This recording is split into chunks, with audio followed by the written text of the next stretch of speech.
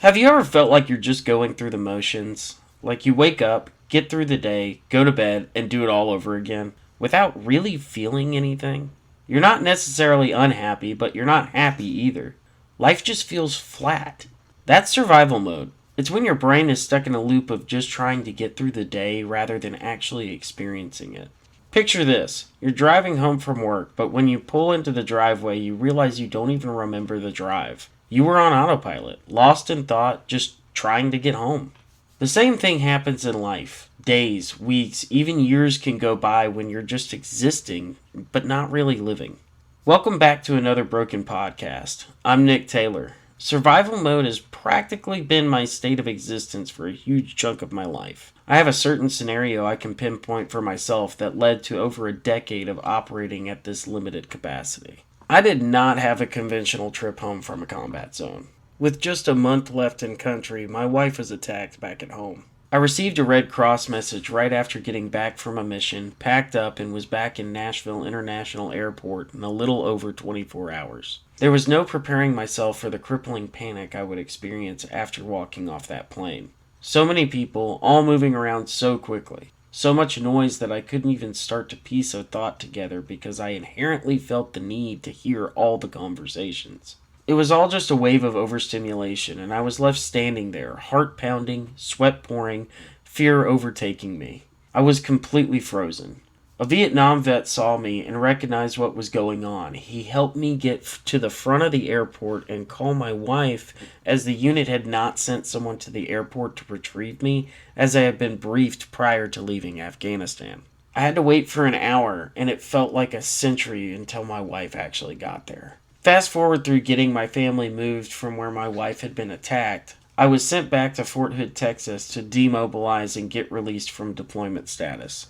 It was there that I realized that I wasn't okay. One night, two men came into the room I was staying in and I attacked them. It was a full-on reaction without thought. Another soldier had came in to demob, same as me, and was just getting roomed with me, but my survival instincts kicked in and I jumped straight into fighting for my life with no questions asked. I was sent to the Warrior Transition Unit in Fort Campbell, Kentucky, where I stayed for an additional 6 months post-deployment for treatment for my mental health and reintegration into no longer being in a war zone. I didn't take advantage of the opportunity though. Instead, I felt trapped and faked my way through to get the hell out, basically just telling the staff what they wanted to hear in order to be able to get home. This was absolutely the worst thing that I could have done because I did get out. But I spent the next decade in survival mode and completely missed out on truly living life for those years. In this episode, we're going to break down what survival mode really is, how it impacts your brain and emotions, and why staying stuck in it for too long can strip away who you really are. We'll talk about the science behind it, the long-term effects, and most importantly, how to break out of it so you actually can be yourself again. Survival mode is when your brain shifts into a state of just getting through rather than fully experiencing life. It's like running a program in the background that keeps you functioning but disconnects you from everything else. Your emotions, your creativity, even your sense of self. This state happens when your brain prioritizes survival over everything else. You're not thinking about the future, you're not processing emotions deeply, and you're definitely not thriving. You're just existing. So how does that manifest into our daily lives? And what are some signs that you are going through it yourself? Here's just a few of the telltale signs of it. You wake up already exhausted, no matter how much sleep you get. You struggle to remember things because your brain is overloaded. You feel emotionally detached, like things happen, but they don't really affect you. You keep yourself busy with tasks just to avoid stopping and thinking. You find yourself zoning out, whether it's during conversations, driving, or even just doing things that you used to enjoy. Your days blur together because nothing stands out anymore. Survival mode is like being on autopilot. Your body and your brain are going through the motions, but you're not present. The longer that you stay in this mode, the harder it becomes to recognize yourself. Your personality, your interests, your emotions, they all get pushed to the side because your brain is just focused on getting through to the next thing. But life isn't supposed to feel like a checklist. It's supposed to be something that you actually experience. Survival mode isn't just something that your brain falls into. It's reinforced by the world around you. We live in a system that thrives on keeping people exhausted, disconnected, and just functional enough to keep going. When you're always focused on getting through the day, you don't have time to question, to reflect, or to fight back against becoming numb and detached. And that's exactly why so many of us stay trapped in it for years. There's a pressure to always be on. Work culture rewards burnout. If you're not constantly grinding, you're seen as lazy or unmotivated. Hustle culture tells you that rest is a luxury, not a necessity. Like we covered last week. Social media and technology keep us overstimulated and reactive. Instead of processing emotions, we're scrolling, consuming, and distracting ourselves. Not to mention that with the advancements in technology being integrated within our culture, you are expected to be reachable 24 hours a day and 7 days a week. Financial stress forces people into survival mindset. When you're struggling just to pay bills, your brain has no room for creativity, passion, or emotional growth. Trauma conditions you to stay in survival mode. If you've experienced trauma, whether from childhood, relationships, war, or life circumstances, your brain may have learned that the world is unsafe. Instead of feeling emotions fully, you shut them down as a defense mechanism. Over time, this becomes your default. Even when you're no longer in danger, your nervous system doesn't just flip a switch. It takes intentional effort to retrain your brain to feel safe enough to engage with life again. Society makes it hard to slow down. Many of us were raised to believe that resting is wasting time, that if you're not productive, you don't have value. Constant news cycles and fear-based media keep us in a heightened state of stress.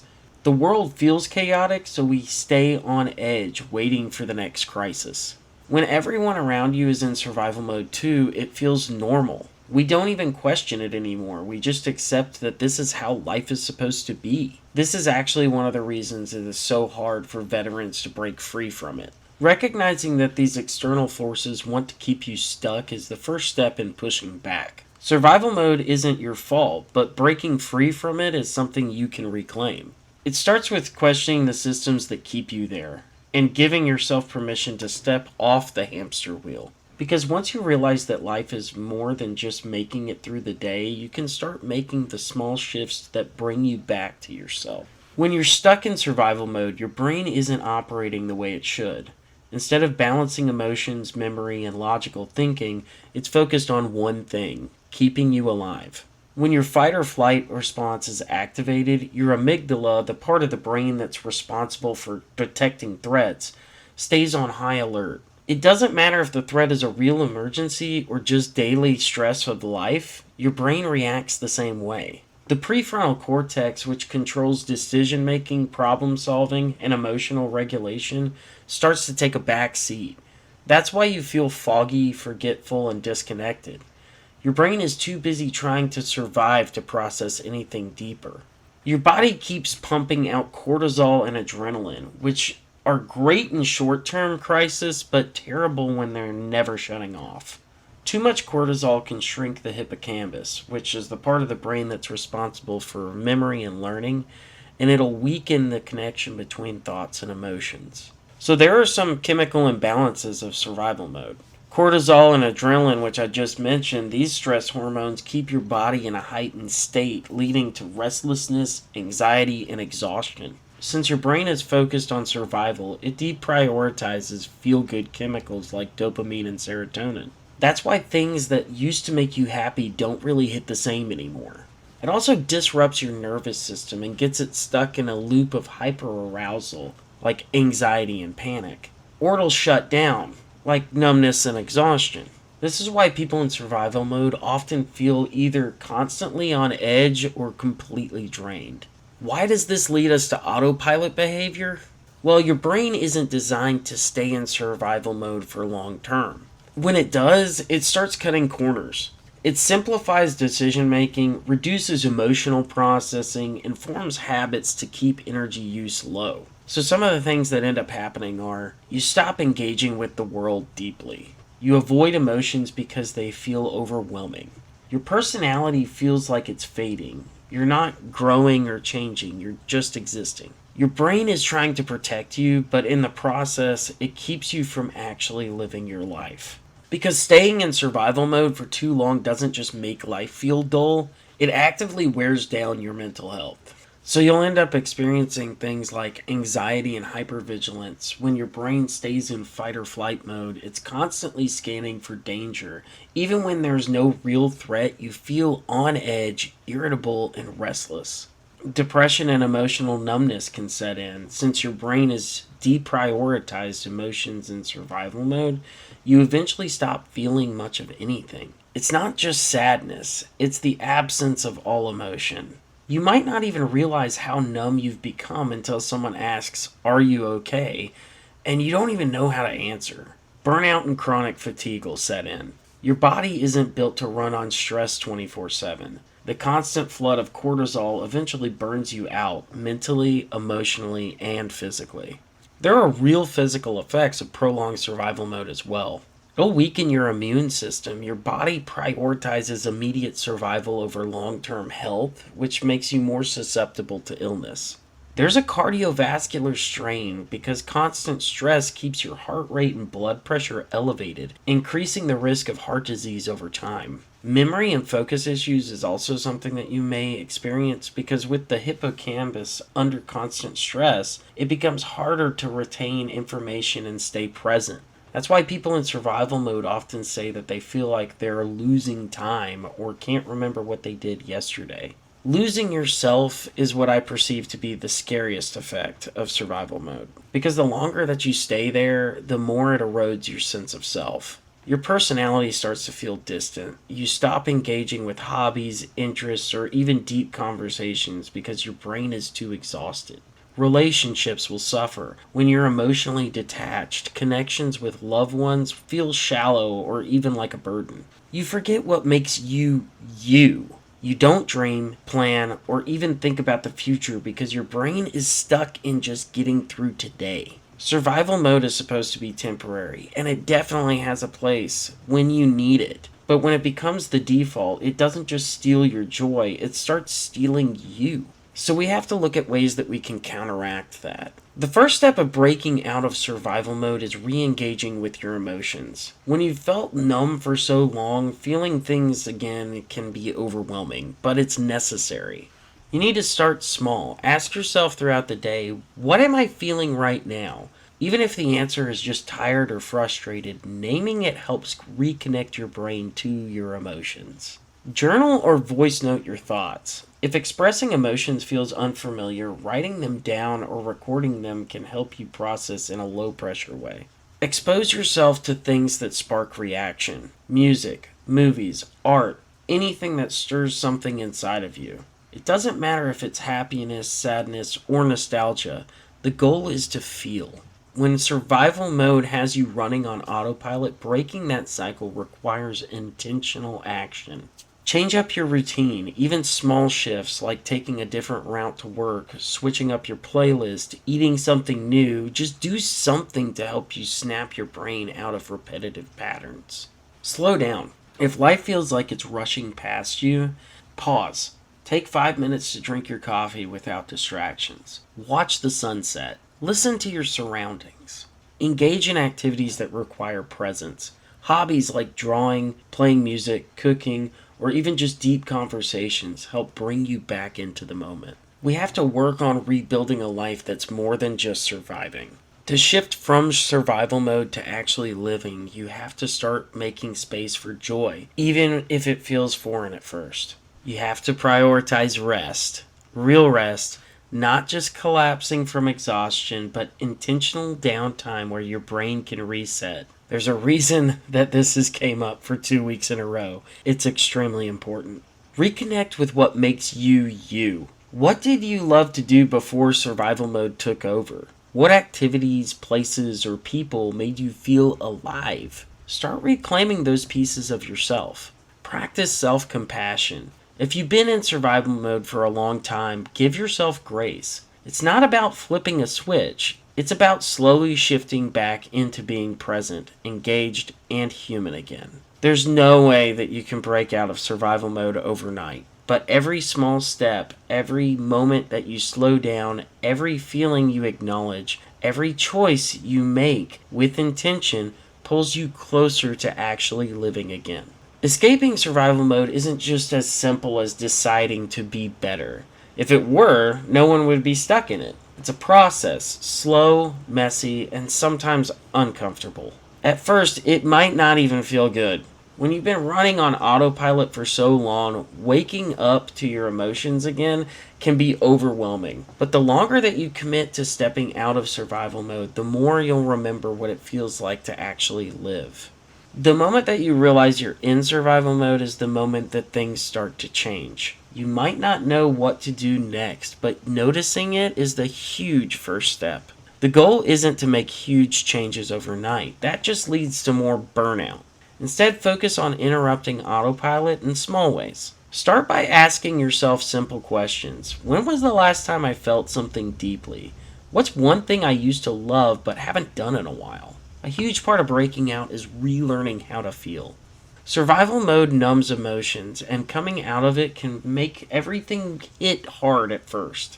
That's normal. It might feel uncomfortable to reconnect with your emotions, whether it's joy, sadness, or even boredom, but feeling anything again is progress. Try activities that tap back into yourself, listening to music that moves you, journaling without judgment, watching a movie that makes you cry or laugh.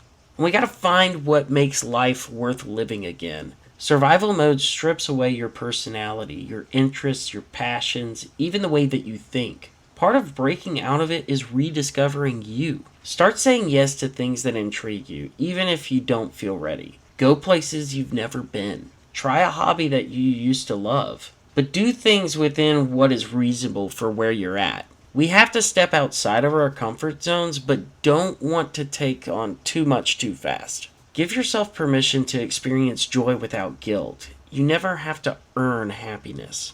We have to embrace that there are up and downs to the whole process of getting back to where we can truly live life. Some days will feel like progress, others will feel like you're slipping back into old habits. The key is to keep moving, even if it's a slow pace. Over time, those small choices add up, and one day you'll realize that you're not just surviving anymore. You actually have your life back. But that leads to the question, what does living feel like? Coming back to life isn't about grand cinematic moments. It's about the small, quiet ones. The first time you laugh again and actually mean it. The first time you feel excited about the future again. The first time that you sit down in silence without feeling restlessness. The shift from survival mode to living isn't instant. It's a journey of remembering who you are one piece at a time. But the more you reclaim yourself, the more you realize you were never meant to just survive. Survival mode isn't a character flaw. It's a response to stress, to trauma, to life throwing more at you than your brain knows how to handle. It's something that we all fall into at some point. But the danger comes when we stay there so long that we forget what it actually feels like to live and experience those things. When you're stuck in survival mode, everything feels muted. Your emotions, your personality, your connection to the world. But life isn't supposed to be something that you just get through. It's supposed to be something that you experience. If you're realizing that you've been in survival mode longer than you thought, as lonely as that feels, there are so many people experiencing it as well. And more importantly, you're not stuck. The fact that you're recognizing it is already the first step out of it. Small changes, little moments of presence, and giving yourself permission to feel again, those are the things that will bring you back to yourself. It may not happen fast, but every step forward is proof that you're still here and you're still capable of more than just surviving. If this episode resonated with you, share it with someone who might need to hear it. Let's keep having these conversations because the more that we talk about it, the more we remind each other that we're not alone in this. Go ahead and find me on TikTok under the name Another Broken Dad or the account at Broken Media 1984. Or feel free to shoot us an email over at brokenmedia1984@gmail.com. Next episode, we're going to be diving into social masking. Why do we feel the need to do it, and how does it really affect us in the long run? Really appreciate you guys letting me be part of your day once again. And as always, take care of yourself, because you deserve more than just survival. You deserve to live.